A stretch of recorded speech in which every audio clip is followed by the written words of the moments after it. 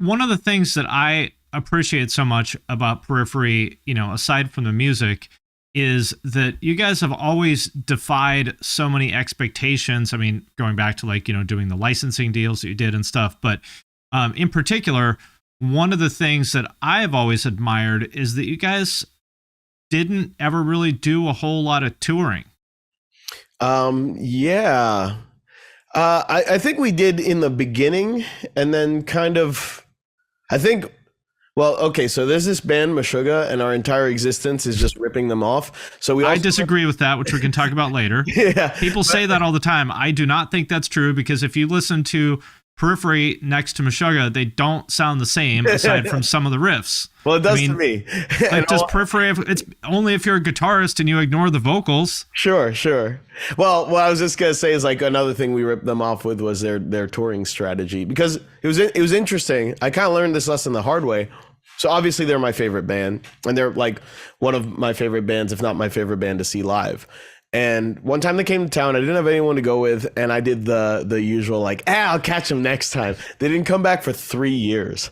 And that's where I learned, don't make that mistake. And meanwhile, I would see, like, a lot of our peers going out, doing like 3 headliners a year, 3 US headliners. Playing Sacramento 3 times a year. Right. And then what it does is it creates this culture within your fan base of, I'll just go see them next time. And then you could see, like, guarantees stagnating or sometimes getting worse, and like the offers getting worse. And it's sort of counterintuitive, because you'd be saying, oh, we're getting out there more. Surely our guarantees should be going up. But I do think there's a bit of a curve to it. It's supply and demand. Exactly. That's exactly what it is. People forget the business side of it. So there has to be a little bit of strategy. So what we started to do was just get a little bit strategic with our touring.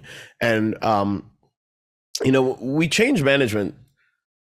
I think now we've just been with our manager, Wayne, we've been with him longer than we haven't been. 5 years or something now, maybe? No. More than that? No, way more. Because the pandemic, really? like 3 of those years. That's what I'm saying. Wow. No. That's exactly what I'm saying. I think it's like closer to like 8 or 9 years now. Okay. I don't want to think about it. I'm old. Yeah. I'm actually very young. I'm 22.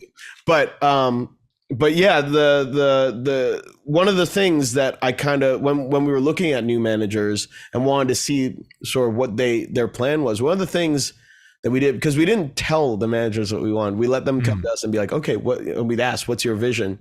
And that's one of the things that our manager, Wayne, was very much on board with, was that he was like, I think that, like, you could go out and just do the usual touring thing, or we could get a bit more creative with it, and we could get a bit more strategic.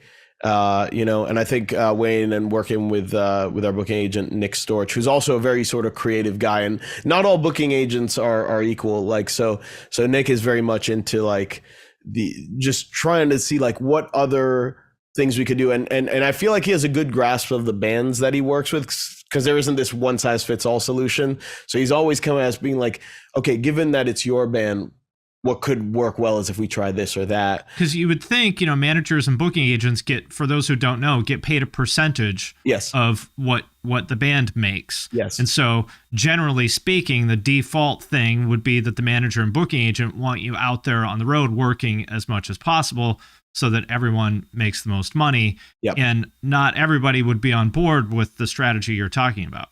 No. It's probably at least part of the reason that general touring strategy, if you want to call it, is what we see, where it's just this oversaturation. Right. Kind of doesn't matter if the band's guarantees are going down, because you're still getting, your 15% of, like, 10% less than the last tour, but 10% less than the last tour is still better than 0. Right. So if that is your goal, and it's very tough to find a very good manager, and it's very tough to find a good booking. It's tough to find good people in general, I'd say. But this is sort of that's why when we were looking at it, it was sort of an important thing. And that's why we didn't tell the managers we were talking to what we were looking for, because then we wouldn't be able to sort of guide their answers. You don't want them to just say, yeah, sounds good, just to sign you. Exactly. I'll talk them out of it later. Yeah, exactly. So that's why we have that strategy, and why we've been touring less, is trying to create a bit of scarcity. and trying to create a culture of scarcity so that when we do go out, because as you know, it's so competitive, and there's so many great bands, and ever since streaming became a thing, all the bands are always on tour Right. all the time.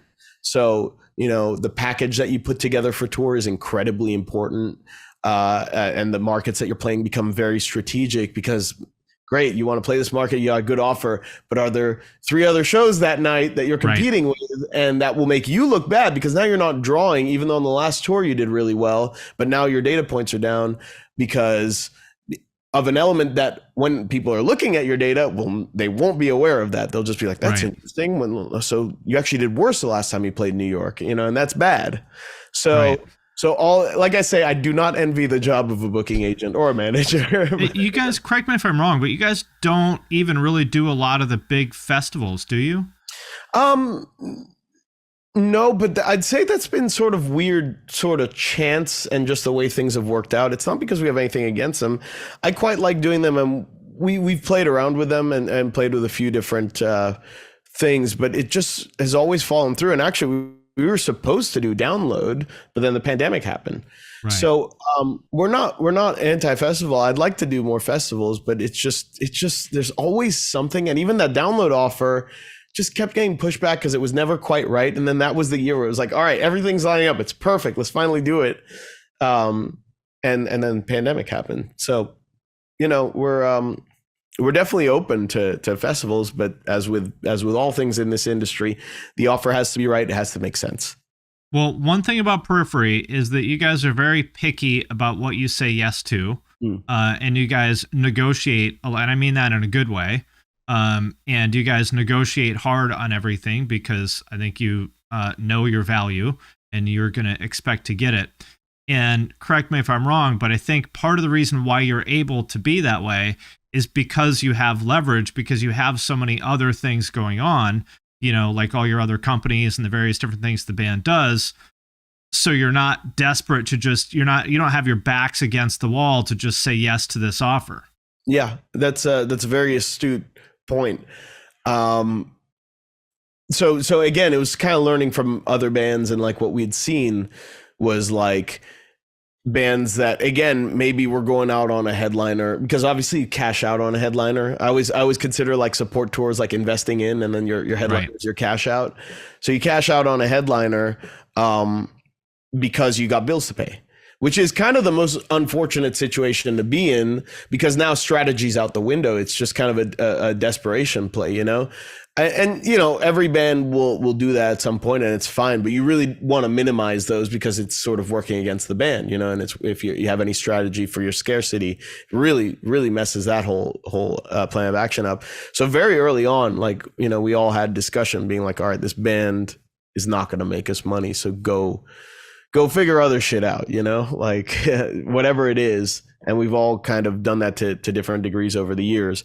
And then there's a level of freedom that comes from that, because, I had a conversation with my dad, and he was like, so you never became a musician, did you? And I was like, yeah, I guess not. He's like, no, you became a business